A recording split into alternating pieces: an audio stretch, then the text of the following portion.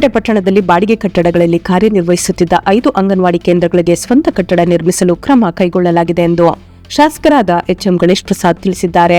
ಗುಂಡ್ಲುಪೇಟೆ ಪಟ್ಟಣದ ಆದಿಜಾಂಬವ ಬಡಾವಣೆಯಲ್ಲಿ ನೂತನ ಅಂಗನವಾಡಿ ಕಟ್ಟಡ ನಿರ್ಮಾಣ ಕಾಮಗಾರಿಗೆ ಭೂಮಿ ಪೂಜೆ ನೆರವೇರಿಸಿ ಅವರು ಮಾತನಾಡಿದರು. ಜಿಲ್ಲಾಧಿಕಾರಿಗಳೊಂದಿಗೆ ಚರ್ಚಿಸಿ ಪುರಸಭೆ ವ್ಯಾಪ್ತಿಯ 5 ಸಿಎ ನಿವೇಶನಗಳನ್ನು ಮಂಜೂರು ಮಾಡಿಸಲಾಗಿದೆ ಎಂದರು.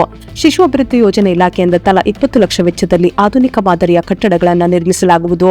ಉಳಿದ ಅಂಗನವಾಡಿ ಕೇಂದ್ರಗಳ ದುರಸ್ತಿ ಹಾಗೂ ಅಭಿವೃದ್ಧಿಗೂ ಆದ್ಯತೆ ನೀಡಲಾಗುವುದು ಎಂದರು.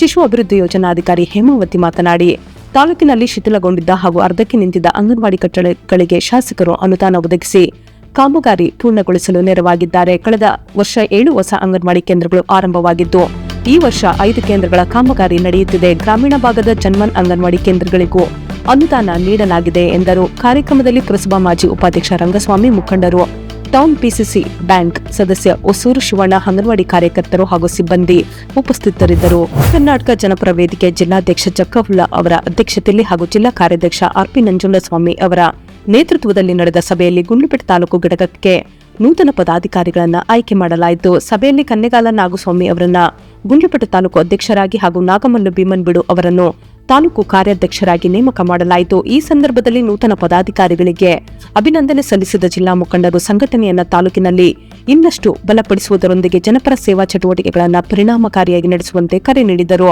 ಸಭೆಯಲ್ಲಿ ಸಂಘಟನೆಯ ಜಿಲ್ಲಾ ಹಾಗೂ ತಾಲೂಕು ಮಟ್ಟದ ಪದಾಧಿಕಾರಿಗಳು, ಕಾರ್ಯಕರ್ತರು ಉಪಸ್ಥಿತರಿದ್ದು ನೂತನ ಪದಾಧಿಕಾರಿಗಳಿಗೆ ಶುಭಾಶಯ ಕೋರಿದರು. ಬಂಡೀಪುರ ರಾಷ್ಟ್ರೀಯ ಉದ್ಯಾನವನದ ಸಫಾರಿ ಮಾರ್ಗಕ್ಕೆ ತಮಿಳುನಾಡಿನ 2 ಬೈಕ್ನಲ್ಲಿ ಅಕ್ರಮವಾಗಿ ಪ್ರವೇಶಿಸಿದ ಘಟನೆ ಭಾನುವಾರ ಸಂಜೆ ನಡೆದಿದೆ. ಸಂಜೆ ಸುಮಾರು 4:50 ವೇಳೆಗೆ ಸಫಾರಿ ಮಾರ್ಗದಲ್ಲಿ ಬೈಕ್ನಲ್ಲಿ ಸಂಚರಿಸುತ್ತಿದ್ದ ಅವರನ್ನು ಪ್ರವಾಸಿಗರು ತಡೆದು ಎಚ್ಚರಿಕೆ ನೀಡಿದ್ದರು. ಸುಮಾರು 2 ಕಿಲೋಮೀಟರ್ ಅರಣ್ಯದೊಳಗೆ ಹೋಗಿ ಬಳಿಕ ಹಿಂತಿರುಗಿದ್ದಾರೆ. ಈ ನಡುವೆ ಅರಣ್ಯ ಸಿಬ್ಬಂದಿ ಸ್ಥಳಕ್ಕೆ ಬರುವಷ್ಟರಲ್ಲಿ ಅವರು ಕೆಕ್ಕನಹಳ್ಳಿ ಚೆಕ್ಪೋಸ್ಟ್ ಮಾರ್ಗವಾಗಿ ಮುದುಮಲೈ ಕಡೆ ಪರಾರಿಯಾಗಿದ್ದಾರೆ. ಬೈಕ್ನ ನೋಂದಣಿ ಸಂಖ್ಯೆಯನ್ನು ಆಧರಿಸಿ ಬಂಡೀಪುರ ಅರಣ್ಯ ಇಲಾಖೆ ಮಾಹಿತಿ ಸಂಗ್ರಹಿಸಿದ್ದು, ಮುದುಮಲೈ ಅರಣ್ಯ ಇಲಾಖೆ ಹಾಗೂ ತಮಿಳುನಾಡು ಪೊಲೀಸರಿಗೆ ಮಾಹಿತಿ ರವಾನಿಸಿದ್ದಾರೆ. ಬಂಡೀಪುರ ಹುಲಿ ಸಂರಕ್ಷಿತ ಪ್ರದೇಶದ ನಿರ್ದೇಶಕ ಎಲ್ ನಂದೀಶ್ ಅವರು ಆರೋಪಿಗಳನ್ನು ಗುರುತಿಸಿ ಕಾನೂನು ಕ್ರಮ ಕೈಗೊಳ್ಳುವಂತೆ ಅಧಿಕಾರಿಗಳಿಗೆ ಸೂಚಿಸಿದ್ದಾರೆ. ಎಲ್ಲ ಶುಭ ಸಮಾರಂಭಗಳಿಗೆ ಶುದ್ಧ ಹಾಗೂ ಸುರಕ್ಷಿತ ಬಿಸ್ಲರಿ ಕುಡಿಯುವ ನೀರು ರಿಯಾಯಿತಿ ದರದಲ್ಲಿ ಲಭ್ಯ. ಹಿಂದೆ ಸಂಪರ್ಕಿಸಿ. ಗುಂಡ್ಲುಪೇಟೆ ತಾಲೂಕಿನ ಭೀಮನ್ಬಿಡು ಸರ್ಕಾರಿ ಪ್ರೌಢಶಾಲೆಯಲ್ಲಿ 2026-27ನೇ ಸಾಲಿನ ಶಾಲಾ ಸಂಸತ್ ರಚನೆಗಾಗಿ ವಿದ್ಯಾರ್ಥಿ ಪ್ರತಿನಿಧಿಗಳ ಚುನಾವಣೆಯನ್ನ ಪ್ರಜಾಪ್ರಭುತ್ವ ಮಾದರಿಯಲ್ಲಿ ಯಶಸ್ವಿಯಾಗಿ ನಡೆಸಲಾಯಿತು. ಚುನಾವಣೆಯಲ್ಲಿ ವಿವಿಧ ಹುದ್ದೆಗಳಿಗೆ ಸ್ಪರ್ಧಿಸಿದ್ದ ವಿದ್ಯಾರ್ಥಿನಿಯರು ಮತದಾನದ ಮೂಲಕ ಆಯ್ಕೆಯಾಗಿದ್ದು, ವಿಜೇತ ಅಭ್ಯರ್ಥಿಗಳಿಗೆ ಬುಧವಾರ ಪ್ರಮಾಣ ವಚನ ಬೋಧನೆ ಹಾಗೂ ಖಾತೆ ಹಂಚಿಕೆ ಕಾರ್ಯಕ್ರಮ ನಡೆಯಲಿದೆ. ಚುನಾವಣೆಯ ಮುಖ್ಯ ಚುನಾವಣಾಧಿಕಾರಿಯಾಗಿ ಮುಖ್ಯ ಶಿಕ್ಷಕಿ ಶ್ರೀಮತಿ ಆರ್ ಪದ್ಮಾ ಕಾರ್ಯನಿರ್ವಹಿಸಿದ್ದರು. ಶಾಲೆಯ ಶಿಕ್ಷಕರಾದ ಹರೀಶ್ ಕುಮಾರ್, ನಂದೀಶ್ ಕೆ, ಕೃಷ್ಣಕುಮಾರ್, ಶ್ರೀಮತಿ ವಿಜಯಲಕ್ಷ್ಮಿ, ಮಹೇಂದ್ರ ಹಾಗೂ ಮಣಿಕಂಠ ಅವರು ಕ್ರಮವಾಗಿ ಬಿಆರ್ಒ, ಆರ್ಒ, ಎಪಿಆರ್ಒ, ಪೋಲಿಂಗ್ ಅಧಿಕಾರಿಗಳು, ಪೊಲೀಸ್ ಸಿಬ್ಬಂದಿ ಹಾಗೂ ಮೈಕ್ರೋ ಅಬ್ಸರ್ವರ್ಗಳಾಗಿ ಜವಾಬ್ದಾರಿ ನಿರ್ವಹಿಸಿ ಚುನಾವಣೆಯನ್ನ ಅಚ್ಚುಕಟ್ಟಾಗಿ ಯಶಸ್ವಿಗೊಳಿಸಿದರು. ಶಾಲೆಯಲ್ಲಿನ ಪ್ರಜಾಪ್ರಭುತ್ವ ಮೌಲ್ಯಗಳನ್ನು ವಿದ್ಯಾರ್ಥಿಗಳಲ್ಲಿ ಬೆಳೆಸುವ ಉದ್ದೇಶದಿಂದ ಆಯೋಜಿಸಿದ ಈ ಚುನಾವಣೆಗೆ ವಿದ್ಯಾರ್ಥಿಗಳು ಉತ್ಸಾಹದಿಂದ ಭಾಗವಹಿಸಿದ್ದರು.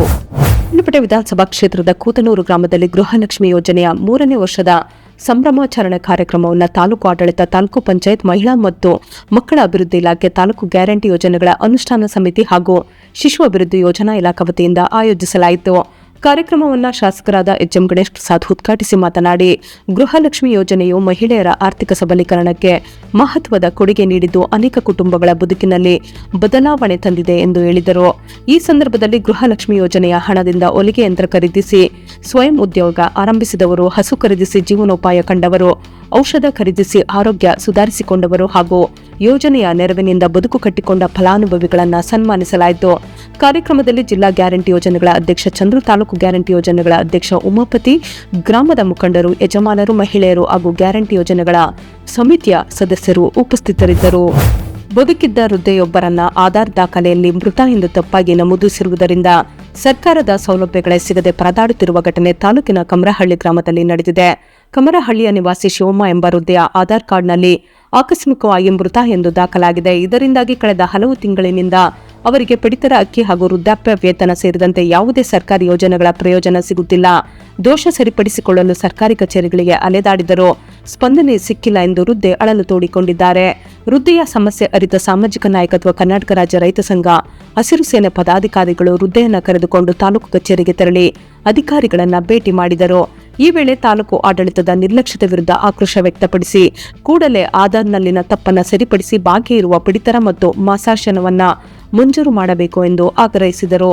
ಮನವಿಗೆ ಸ್ಪಂದಿಸಿದ ತಹಸೀಲ್ದಾರ್ ತನ್ಮಯ್ ಅವರು ದೂರವಾಣಿ ಮೂಲಕ ಅಧಿಕಾರಿಗಳಿಗೆ ಸೂಚನೆ ನೀಡಿದ್ದು, ಬಳಿಕ ಆಹಾರ ಇಲಾಖೆ ಅಧಿಕಾರಿಗಳನ್ನ ದಾಖಲೆಗಳನ್ನು ಪರಿಶೀಲಿಸಿ ಶೀಘ್ರದಲ್ಲೇ ಸಮಸ್ಯೆ ಬಗೆಹರಿಸಿ ಅಗತ್ಯ ಸೌಲಭ್ಯ ಕಲ್ಪಿಸುವ ಭರವಸೆ ನೀಡಿದ್ದಾರೆ. ಈ ಸಂದರ್ಭದಲ್ಲಿ ರೈತ ಸಂಘದ ಪದಾಧಿಕಾರಿಗಳು ಹಾಜರಿದ್ದರು. ಗುಂಡ್ಲುಪೇಟೆ ಪೊಲೀಸ್ ಠಾಣಾ ವ್ಯಾಪ್ತಿಯ ಮಂಗಲ ಗ್ರಾಮದ ಬಳಿ ಅಕ್ರಮವಾಗಿ ಮದ್ಯ ಸಾಗಾಟ ಮಾಡುತ್ತಿದ್ದ ವ್ಯಕ್ತಿಯನ್ನ ಪೊಲೀಸರು ಬಂಧಿಸಿದ್ದಾರೆ. ಪೊಲೀಸ್ ಉಪನಿರೀಕ್ಷಕ ನರೇಶ್ ಕುಮಾರ್ ಆರ್ ಅವರಿಗೆ ದೊರೆತ ಖಚಿತ ಮಾಹಿತಿಯ ಮೇರೆಗೆ ಜುಲೈ 18ರಂದು ಸಿಬ್ಬಂದಿಯೊಂದಿಗೆ ದಾಳಿ ನಡೆಸಲಾಗಿತ್ತು.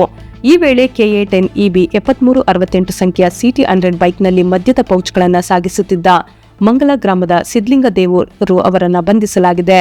ಬಂಧಿತರಿಂದ 5280 ಮೌಲ್ಯದ 96 ಮದ್ಯದ ಪೌಚ್ಗಳನ್ನು ಹಾಗೂ ಬೈಕ್ ಅನ್ನು ವಶಪಡಿಸಿಕೊಳ್ಳಲಾಗಿದೆ. ಈ ಸಂಬಂಧ ಗುಂಡ್ಲುಪೇಟೆ ಪೊಲೀಸ್ ಠಾಣೆಯಲ್ಲಿ ಪ್ರಕರಣ ದಾಖಲಿಸಿಕೊಂಡು ಹೆಚ್ಚಿನ ತನಿಖೆ ಕೈಗೊಳ್ಳಲಾಗಿದೆ.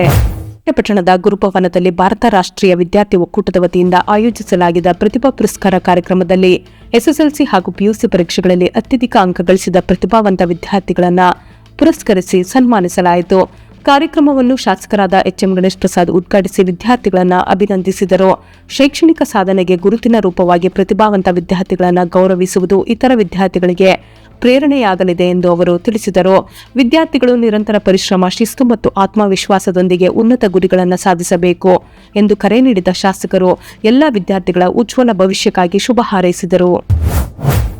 ಸೊ ಫ್ರೆಂಡ್ಸ್, ಇದಾಗಿತ್ತು ಇವತ್ತಿನ ನ್ಯೂಸ್. ನಿಮಗೆ ಈ ಹೊಸ ಪ್ರಯತ್ನ ಇಷ್ಟವಾದಲ್ಲಿ ಕೂಡಲೇ ನಮ್ಮ ಚಾನೆಲ್ ಅನ್ನು ಲೈಕ್ ಮಾಡಿ, ಶೇರ್ ಮಾಡಿ, ಸಬ್ಸ್ಕ್ರೈಬ್ ಮಾಡಿ.